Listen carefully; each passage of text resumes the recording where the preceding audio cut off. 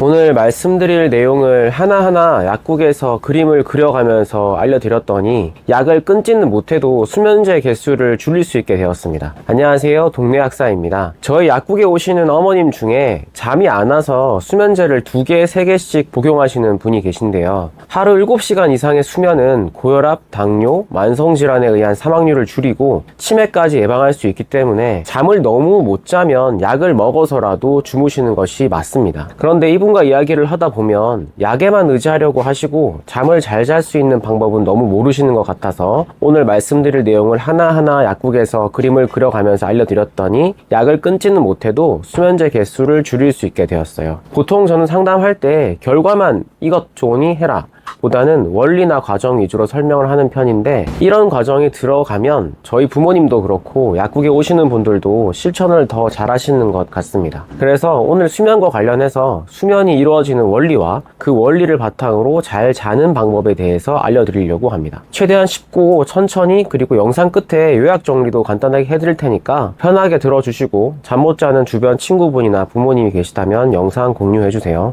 수면을 이루는 가장 기본은 2가지인데요. 첫 번째는 리듬이고 두 번째는 피로예요. 우리 뇌에는 시계가 장착되어 있는데 이것을 생체시계라고 합니다. 이 생체시계가 리듬을 만들어내요. 시계의 리듬에 따라서 시간이 되면 잠에서 깨고 시간이 되면 잠에 들게 되는 거죠. 피로는 수면에 대한 압박인데요. 피로가 쌓이면 잠이 오고 피로가 풀리면 잠에서 깨어나게 됩니다. 잠을 잘 자고 잘 깨려면 이 리듬과 피로가 겹쳐야 됩니다. 생체시계가 꺼질 때는 피로가 높아야 되고 생체시계가 켜질 때는 피로가 사라져야 되겠죠. 문제는 나이가 들면 이 생체시계가 꺼지고 켜지는 게 젊을 때처럼 딱딱 제 역할을 하지 못한다는 거예요. 여기 그래프를 보면 젊은 사람은 높낮이가 크지만 나이가 들면 이 간극이 줄어드는 게 보이시죠? 그러니 낮에도 졸리고 밤에도 멀뚱멀뚱해지고 하게 되는 거예요. 그래서 잠을 잘 자려면 결국 노력을 통해서 이 리듬을 억지로 만들어줘야 한다는 거죠. 생체시계가 깨어있을 때는 확실하게 깰 수 있게, 꺼질 때도 확실하게 꺼지게 해야 됩니다. 자, 생체시계를 깨우는 방법은 3가지가 있습니다. 첫 번째는 규칙을 만들어주는 건데요.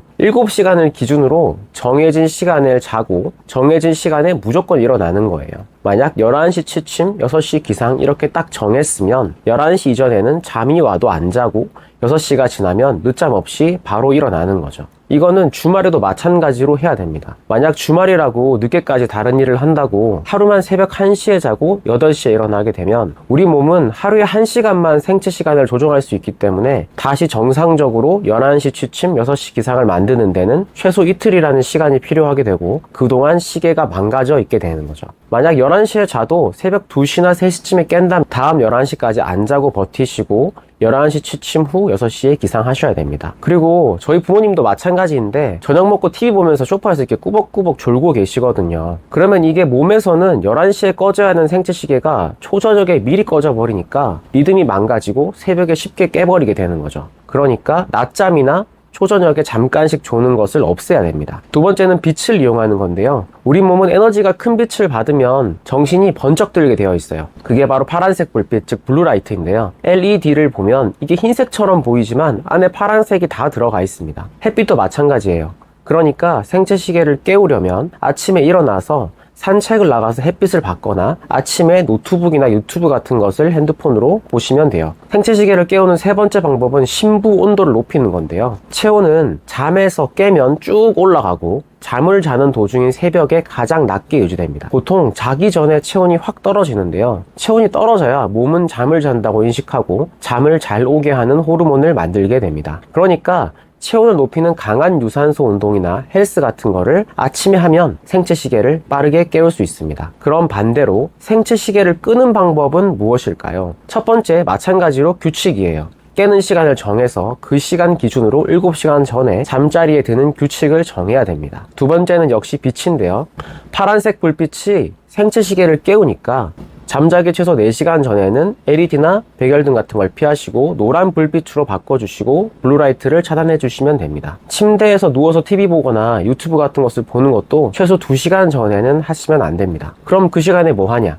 스트레칭이나 요가 같은 거, 아니면 노란 불빛을 가지는 스탠드를 구매하셔서 책을 보시면 됩니다. 세 번째는 심부 체온을 낮추는 건데요. 생체시계를 깨우는 것이 체온을 높이는 방법이라면 반대로 생체시계를 끄는 법은 체온을 낮추는 거예요. 보통 자기 전에 헬스를 하거나 땀이 나는 조깅, 유산소 운동을 하시는 분들이 많은데 이런 것만 아침으로 바꿔도 중간에 잘 안 깨고 잘 수 있어요. 초저녁에 저녁 먹고 잠이 올 때 밖에서 빠르게 걷는 것이 아닌 산보 같은 걸 다녀오면 심부 체온이 내려가면서 잠을 잘 잘 수 있게 호르몬이 나와 숙면을 취할 수 있습니다. 마지막은 멜라토닌인데요. 멜라토닌은 생체시계를 꺼트리는 방법이라기보다는 수면을 유지시켜주는 역할을 하는 호르몬이에요. 나이가 들면 자연스럽게 이 멜라토닌이 감소하게 되는데 멜라토닌은 보통 낮 동안에 생성된 세로토닌이라는 호르몬이 밤에 바뀌는 거기 때문에 결국 이 세로토닌을 만드는 데 중요한 트립토판과 비타민 B군을 섭취해야 됩니다. 바나나, 견과류, 우유에 매우 풍부하게 들어가 있어서 이런 것들을 자주 섭취하시면 되고 비타민 B군이 포함된 종합 비타민 1개 정도를 같이 섭취하시면 됩니다. 자, 지금까지 수면의 구성 요소 중 리듬에 대해서 설명했다면 이제는 피로에 대해서 설명을 해드릴게요. 우리 몸은 운동을 하거나 행동을 하게 되면 아데노신이라는 물질이 쌓이게 되는데요. 아데노신이 들어갈 자리를 모두 채우게 되면 우리 몸은 피로하다고 인식하고 잠이 오게 됩니다. 이것을 수면 압박이라고 하는데요. 즉 피로할 만큼 활동하고 움직이라는 거예요. 간단하죠? 그런데 간혹 보면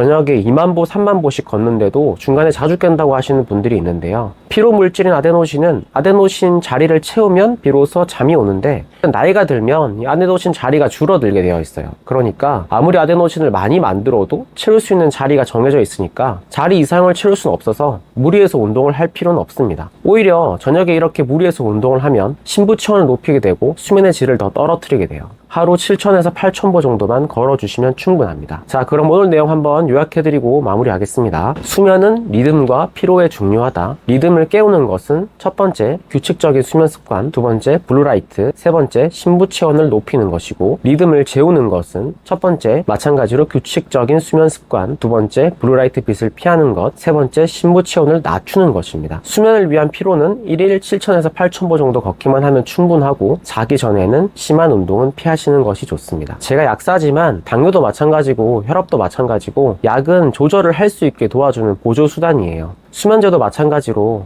약을 맹신하고 약에만 의지하면 점점 몸이 망가지고 약이 늘어나는 경우를 너무 많이 봤습니다. 내가 할 수 있는 것에서 최선을 다하고 약을 먹으면 더 건강하게 살 수 있다는 것 반드시 알았으면 좋겠습니다. 약이나 영양제와 관련된 상담은 제가 고정 댓글에 이 사이트를 알려드릴 테니까 그쪽으로 접속하셔서 저한테 연락하시면 됩니다. 오늘도 끝까지 시청해주셔서 정말 감사합니다. 건강한 하루 보내세요.